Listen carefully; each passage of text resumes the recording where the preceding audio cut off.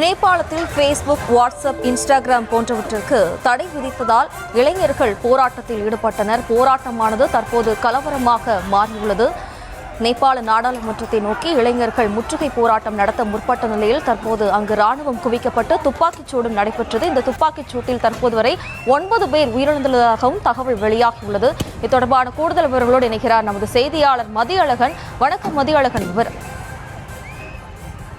நேபாளத்தில் தகவல் தொழில்நுட்பத்துறை அமைச்சகத்தில் பதிவு செய்யப்படவில்லை என்று கூறி ட்விட்டர், ஃபேஸ்புக், இன்ஸ்டாகிராம் உள்ளிட்ட 24 சமூக வலைதளங்களுக்கு தடை விதித்து அந்நாட்டு அரசு உத்தரவிட்டது.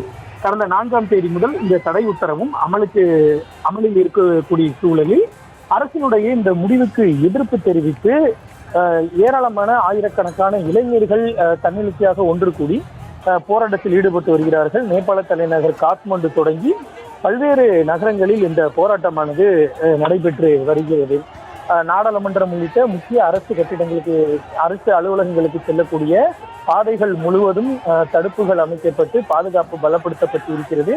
போராட்டக்காரர்களை ஒடுக்குவதற்காக துப்பாக்கிச்சூடு, கண்ணீர் புகை குண்டுகள் எல்லாம் வீசப்பட்டு வருகிறது.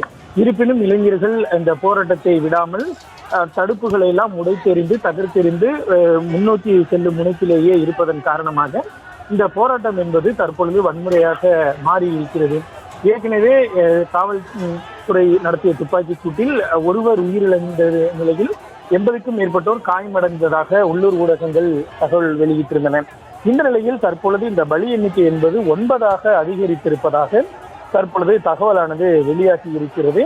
போராட்டக்காரர்களை கட்டுப்படுத்த போலீசார் நடத்திய இந்த துப்பாக்கிச் சூட்டில் 9 பேர் பலியாகி இருப்பதாக தெரிவிக்கப்பட்டு இருக்கிறது. மேலும் காத்மண்டுவில் போலீசாரால் பாதுகாப்பு பணிகளை அந்த போராட்டக்காரர்களை அடக்க முடியாத நிலையில் தற்பொழுது காத்மண்டுவில் போராட்டக்காரர்களை ஒடுக்குவதற்காகவும் சட்டம் ஒழுங்கை நிலைநாட்டவும் ராணுவம் களமிறக்கப்பட்டு இருக்கிறது. ராணுவம் களமிறக்கப்பட்டதோடு மட்டுமில்லாமல் முக்கிய பகுதிகளுக்கு செல்லக்கூடிய இந்த சாலைகள் முற்றிலுமாக 144 தடை உத்தரவு பிறப்பிக்கப்பட்டு இருக்கிறது.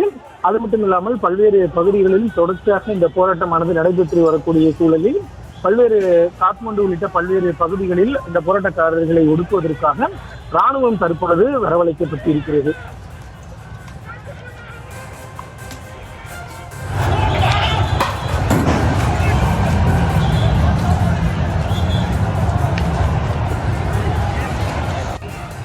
விவரங்களுக்கு நன்றி மதியழகன்.